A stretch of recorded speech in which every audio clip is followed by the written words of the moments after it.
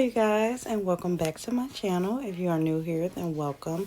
My name is Olivia Lee, and I do nails, polygel nails, press-on nails, and more recently, acrylic nails. Thank you so much for stopping by my channel. In this video, I'm going to be doing a Stiletto Polygel set. This is my very first time doing Stiletto Polygel, and I am using full cover nail tips. If you missed my last video, I mentioned that I did get this idea from my friend Elena, and I'm actually loving it more than I'm loving the regular tips, like the half cover nail tips. And mostly because I get the curve that I'm looking for. It's like a natural apex that comes along with using the full cover nail tips as a half cover nail tip.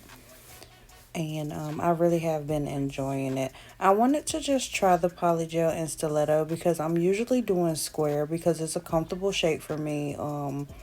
I work with it often. And I just want to try something different. With my acrylic, I'm venturing out to more shapes now. So stiletto is like the next easiest, I feel like. Maybe coffin is, but stiletto, I already tried it with acrylic and it was super easy. So now I'm trying it with polygel. When I do use my full cover nail tips, I do get my e-file and kind of buff the surface, the inside of it, where it's going to be connecting to my natural nail, just so it'll have a rougher surface to adhere to. And I just put my glue on the part that I've buffed and stick them on my nail. Just as you would a half cover nail tip, you're going to have to file the part of the nail that's on your nail bed. Not the free edge, but the part that you stuck to your nail. Just kind of blend that into your natural nail. You don't want to have that hump that's there. And with these, because I am going to be using a new polygel, I didn't worry too much about seeing the line. The line was completely blended. Like, I can run my finger across it and not feel it. So I didn't worry about it. But if I was going to be doing a clear polygel, I would have did just a little bit more filing to get rid of that line. Also, I wanted to mention, when you're filing or blending the false nails into your nail bed, you don't want to stay in one spot too long. You see how I'm kind of like jumping around, like I file a little bit, stop, file a little bit, stop. That's because you don't want to get that burning sensation that comes from over filing. And also, I am using a 80/80 grit file, which you should not be doing on this part. And the 80/80 grit file is used more for shaping and making your shapes really crisp. Not to be used on the natural nail bed. I'm using it on myself, however, because I'm comfortable with it and I know how to not over file with it. But I would not recommend it if you're not comfortable hand filing or you're just learning. And I also would not recommend using it on another person because I wouldn't use it on another person. So this is how the prep is looking so far. I'm going in with my protein bond.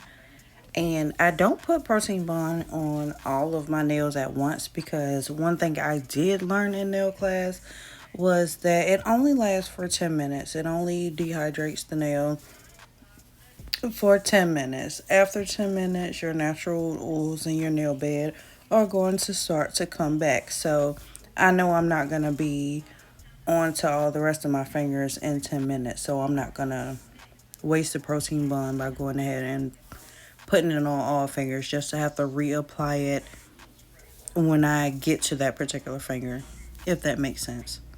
As my slip solution, I'm using isopropyl alcohol.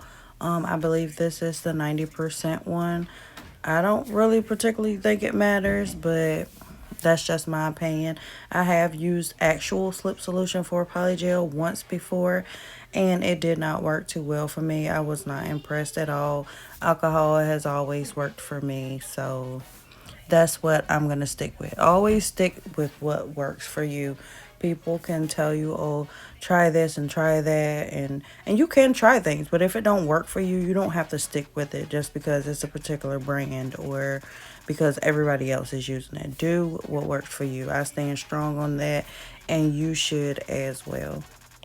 One thing that I've noticed with polygel and watching my videos, my polygel videos back, I don't really have a particular system for doing them. Like, I kind of just do what works. Like, yeah, I do the pretty basic, like put the polygel all over the nail and then, go from there. But that's pretty much it. I just kind of look at what I'm doing and I know what shape it's supposed to be. I have a vision of what it's supposed to look like. And I just work until I get to that particular shape that I'm looking for. There's no special technique really that I use. Like if you've seen any of my videos, I pretty much do it the same way. It's not really a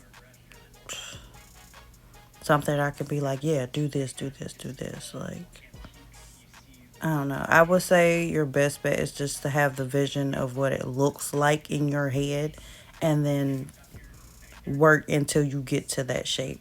Now, one thing I will say is you don't want to use a lot of pressure when working with polygel because you will pull it all off of your nail. So I want to tell you to be very light with your strokes. If the polygel is getting stuck to your brush, always get some more alcohol on your brush or slip solution, whatever you're using. Um,